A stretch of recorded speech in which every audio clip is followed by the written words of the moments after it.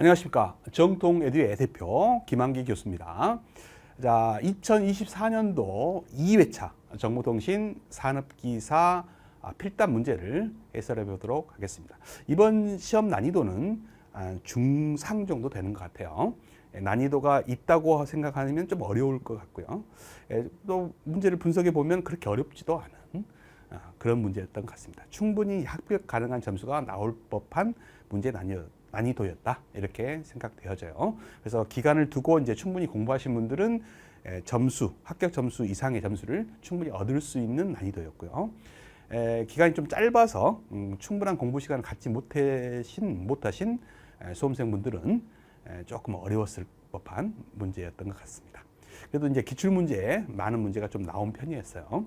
자, 1번 문제는 기출문제는 아니었지만 상식적으로 충분히 풀 수 있는 문제입니다. 통신 측정용 지시계기의 구비 조건 5가지. 이전에는 이제 아날로그 계측기와 이제 디지털 계측기를 비교했을 때 디지털 계측기의 장점 몇 가지를 써라, 뭐 이런 문제가 출제가 된 적이 있어요. 그걸 기본으로 해서 답을 적으신 수험생들이 많이 있더라고요. 그것도 이제 맞는 내용입니다. 그래서 그걸 쓰신 분들은 일부 5점의 배점을 다 맞지 않더라도 4점에서 3점 정도의 점수를 충분히 받을 수 있는 내용이에요. 물론 이제 5점을 다 줄 수도 있는 겁니다. 자, 근데 제가 적은 모범 답은 대학 교재에 나와 있는 모범 답입니다. 첫 번째 문항은요, 정확도가 높아야 된다는 거예요. 당연한 거 아니겠습니까? 계측기는 정확도가 높아야 되겠죠. 그 다음에 외부의 영향을 받지 않아야 됩니다. 주변 환경의 온도나 습도라든지 어떤 주변 환경의 영향에 의해서 값이 달라지면 안 되겠다라는 거죠. 중요한 내용이 되겠어요. 그 다음에 두 번째, 눈금이 균등해야 됩니다. 그래서 당연하죠. 눈금이 간격마다 값이 다르면 안 되겠죠. 균등해야 되고, 대수 눈금. 왜 대수 눈금이어야 되는 이유는 뭘까요? 측정 범위가 크게 되면은, 넓게 되면은 하나의 계측기에 그 측정 값을 다 담을 수가 없어요. 그래서 이제 이 대수라는 것은 로그 스케일링, 로그 값으로 바꾼 값이다 이 말이죠. 로그 스케일을 말합니다. 그러게 되면 대수적으로 표현하면 측정 범위를 아주 넓게 나타낼 수 있는 거죠. 이것도 중요한 특징이에요. 그래서 눈금이 균등하든가 또 측정 범위를 넓게 표현하기 위해서 대수 눈금이어야 된다라는 거죠. 그 다음에 지시가 측정값의 변화에 신속 응답할 것, 당연한 거죠. 그다음에 튼튼하고 취급이 편리할 것. 그 다음에 절연 내력이 높을 것. 이제 견딜 수 있는 전압의 값이 이제 커야 된다라는 거죠. 이런 것들이 이제 통신용 측정용 지시계기의 구비 조건 5가지입니다. 이게 모범 답이에요. 대학 교재에 나와 있는 모범 답이고, 이거 이외에 뭐 다른 걸 좋은 내용을 쓰신다고 해서 틀린 내용은 전혀 아니다. 그래서 다른 내용을 쓰시더라도 답이 될 수 있는 내용들이 많이 있겠죠. 그래서 모범 답은 이거다, 이렇게 말씀드릴 수 있겠네요. 자, 2번 문제입니다. 주거용 건축물이죠. 한 개인의 공동주택 및 준주택 오피스텔인 경우 구내 통신망 배선 구성을 위해 아래와 같은 설비 선로를 구성하려고 한다. 다음 가로에 들어갈 알맞은 내용을 보기에서 고르시오 했어요. 자, 그래서 여기에 사업자 관로 케이블이 나와 있고, 가나다라에 들어갈 내용이 있고, 사무실 세대의 사용자 이렇게 나와 있습니다. 이 사이에 이제 뭐가 들어갈 거냐? 다행히 이제 보기가 주어졌기 때문에 황당하게 여러분들이 주관식으로 쓰는 내용이 아니잖아요. 그래서 골라서 쓰시면 되지만, 이게 이제 우리 이제 이론 교재에 그림이 있어요. 어떤 그림이 있냐면 이런 그림이 있습니다. 자, 이런 그림인데, 이게 이제 NCS 모듈 내용에 들어있는 내용을 제가 이제 교재에 옮기다 보니까 이게 그림이 많잖아요. 똑같은 그림은 아니지만 이 비슷한 그림이 있었습니다. 자, 이 그림을 보시면 국선이 있어요.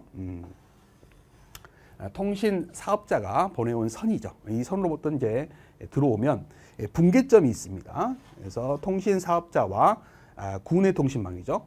우리가 구내 통신망을 경계점을 우리가 분계점이라 그래요. 그래서 분계점이 있는데 그 분계점에 단자함이 하나 있죠. 이걸 우리가 이제 뭐라 하냐 하면 이걸 국선 단자함이라고 합니다. 맨 처음에 나와야 될 게 이제 국선 단자함이죠. 그래서 이 국선 단자함으로부터 각 건물마다 이렇게 연결해주는 건물 간 건물 간에 선이 있다는 거죠. 그래서 건물 간, 선, 케이블이 있습니다. 예, 그래서 각 건물마다 예, 신호를 이렇게 배분해주는 선이 있다라는 거죠. 그게 바로 건물 간선 케이블이다라는 거예요. 건물 간에 있는 선이다. 그래서 건물 간선 케이블 이렇게 말합니다. 그 다음에 이제 중간 단자가 있죠. 이 중간 단자를 각 층마다 있다 해서 층 단자함 이렇게 부르는 거예요. 이것을 이제 다른 말로 중간 단자함 이렇게 부르기도 하죠. 그 다음에 이 중간 단자함, 층 단자함에서 각 세대의 신호를 각각 나눠주는 선이 있죠. 그걸 수평 배선 케이블이다 이렇게 말을 해요. 그 다음에 이제 각 세대, 각 층마다 세대 단자함이 있어요. 세대 단자함을 통해서 각 세대마다 신호가 이렇게 배분되고 있는 모습입니다. 그래서 순서가 어떻게 되냐라고 한다면 첫 번째 국선 단자함이 오고요. 두 번째 건물 간선 케이블이 필요하겠죠. 두 번째. 그다음에 세 번째가 뭐냐면 중간 단자함, 다른 말로 층 단자함이 필요할 거예요. 그 다음에 수평 배선 케이블 이게 필요하겠죠. 마지막에 세대 단자함은 있는데 이거는 출제되지 않은 것 같고요.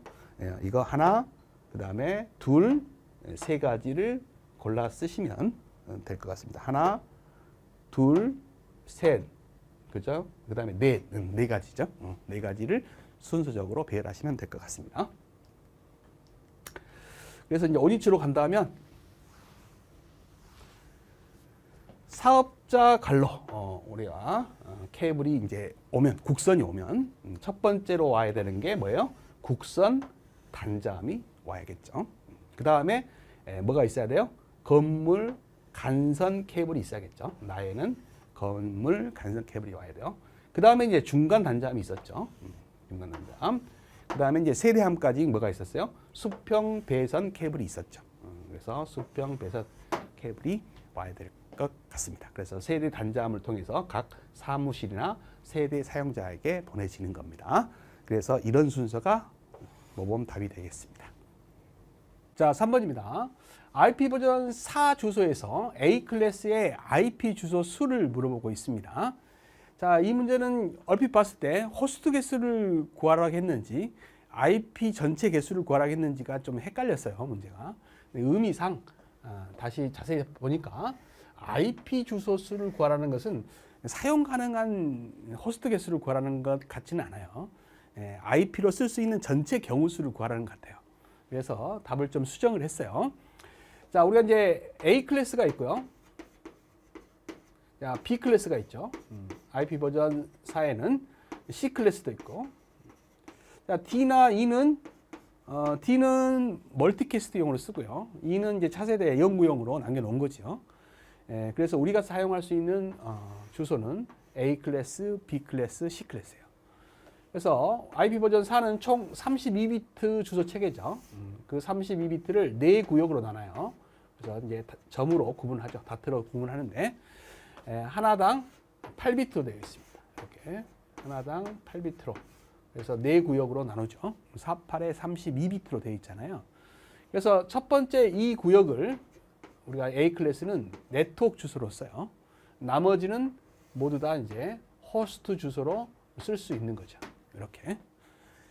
B 클래스는 이제 첫 번째와 두 번째 이 두 구간을 네트워크 주소로 쓰고 나머지 두 구간을 호스트 주소로 쓰는 것이 B 클래스입니다. C 클래스는 이 세 구간을 네트워크 주소로 쓰고 나머지 한 구간을 호스트 주소로 쓰는 것이 C 클래스예요. 근데 이 문제는 이제 A 클래스를 물어봤잖아요. 그래서 이제 네트워크 주소 말고 우리가 사용할 수 있는 이 호스트 주소의 경우의 수를 물어본 것 같아요. 그래서 원래 이제 호스트 수를 구해라 그러면 우리가 사용 가능한 호스트 수를 구해라 그러면 모두 0인 경우는 빼야죠. 왜냐하면 네트워크 주소니까. 그다음에 모두 1인 경우는 브로드캐스트용으로 쓰기 때문에 그걸 빼줘야 돼요. 그래서 전체 경우 수를 구해서 두 개를 빼야 되는데 제가 이제 맨 처음에 이 문제를 봤을 때는 호스트 개수를 물어본 줄 알았어요. 근데 자세히 보니까 그냥 IP 주소의 수를 물어본, 경우의 수를 물어본 것 같아요. 그래서 이 하나, 둘, 세 구간 24비트죠. 38에 24 아닙니까? 24비트를 모두 만약에 주소로 쓴다면 경우 수가 몇 개가 나와요?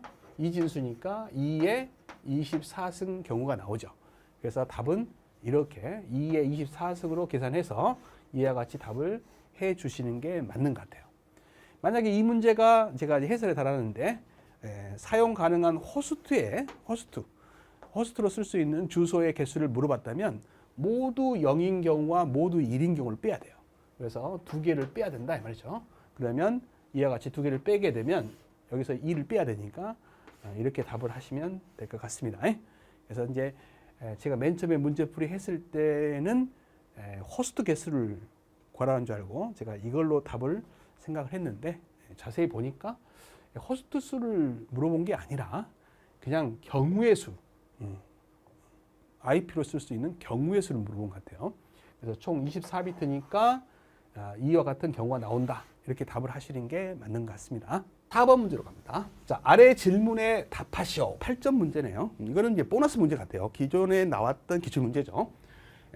초고속 정보통신망의 인증 제도에서 세 가지 인증 등급을 적어라. 특등급, 1등급, 2등급 이렇게 적으시면 될 것 같고요. 홈 네트워크 건물 인증 제도에서 세 가지 인증 등급을 또 적어라 그랬습니다. 이것은 A가 3개인 AAA 등급, 그 다음에 AA 등급, 그 다음에 A 등급 이렇게 적으시면 될 것 같아요. 그 다음에 초고속 정보통신망 건물 인증 제도의 공동주택 아파트의 특등급 심사 항목입니다. 특등급이에요. 심사 항목 중에 세대 내 배선 방식은 뭐냐? 성형이라겠죠.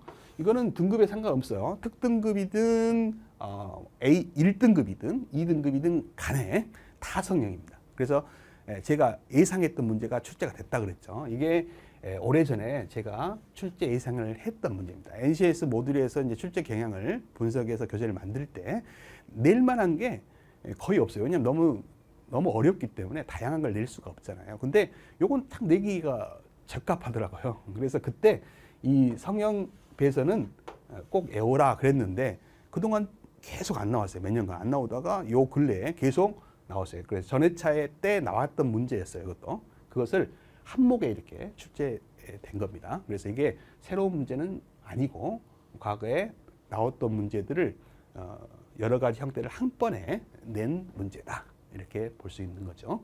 그래서 이건 기출문제에서 나왔던 문제이기 때문에 보너스 문제다. 자, 5번 문제로 가죠. 다음 가로에 들어갈 알맞은 값을 쓰시오. 그랬어요.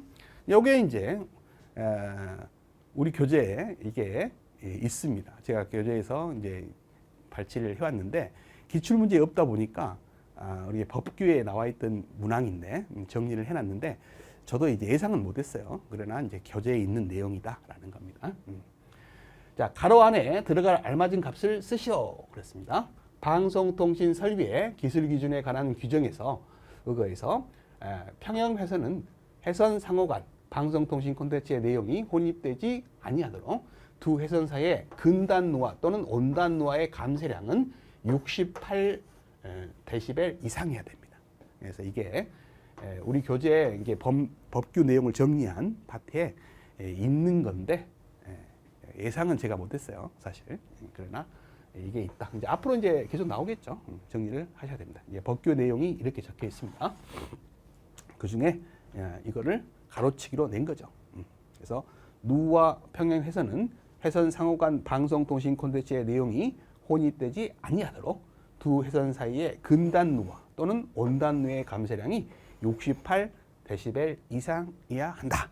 다만 과학기술정보통신부 장관이 별도로 세부 기술 기준을 고시한 경우에는 이에 따른다라는 이런 문장이 우리가 이제 법규에서 제가 발췌해가지고 교재에 실어 놓은 내용입니다. 그래서 이제 그 내용 중에 하나가 나온 거죠. 6번 문제입니다. 자, 요즘 들어서 이제 영상정보 처리 기기에서 CCTV가 많은 문제가 추가되고 있어요. 제 주변에도 이제 출제 교수님들 여러분이 계시는데 이 이론 문제에도요 정보통신 기기라는 과목이 있죠. 거기에도 CCTV 문제가 요즘 출제가 계속 많이 되고 있습니다. 그래서 영상 처리 기기 중에서 이 CCTV 파트는 자세하게 공부를 하셔야 됩니다. 저도 이제 이론 강의를 할 때 CCTV 내용을 계속 추가하고 있어요. 계속 CCTV가 자세하게 출제가 되고 있는 경향이 있습니다. CCTV 유지 보수에 있어 CCTV 로컬 시스템 점검 사항입니다. CCTV 로컬 시스템 점검 사항을 보기에서 5가지만 골라라. 그래서 보기를 주고 고르라고 했으니까 운에 맡기시는 거죠. 그래서 5가지 중에서 이게 이제 배점이 10점이다 보니까 하나당 2점이에요. 그래서 5가지니까 종류가 몇 가지 안 돼요. 근데 그 중에 5가지니까 많은 분들이 이제 부분 점수를 충분히 가져가셨으리라고 봅니다. 그러니까 내용을 모르시더라도 의미적으로 뽑아내시면 이제 몇 개는 맞을 수 있는 이런 문제가 되는 거예요. 새로 나온 신규 문제입니다. 그래서 정답은 이거예요. 정답은 5가지입니다. 자, 전원 케이블 및 커넥터의 연결 상태 확인. 그 다음에 입력 전압 특성 파악. 그 다음에 카메라 하우징의 방수, 고무, 패킹 등의 점검. 그 다음에 영상 전송로에 대한 레벨 조정 및 특성 검사. 그 다음에 렌즈의 핀트나 조리개 조정. 이 5가지가 정답이고요. 자, 이게 이제 나왔으니까 다른 것도 나올 수가 있죠. 그래서 법규에서 여기 교재에 나와 있는 내용 중에서 이런 내용들을 발췌를 했어요. 그래서 앞으로는 이런 파트에서도 충분히 나올 수 있다라는 거죠. 그래서 시스템별 점검 내용을 검토한다 해서 폐쇄로 텔레비전 메인 시스템의 점검 내용입니다. 그래서 하나, 둘, 셋, 4가지가 적혀 있고요. 그 다음에 이제 전원 장치에서 우리가 검토해야 될 점검 내용들이죠. 3가지가 적혀 있어요.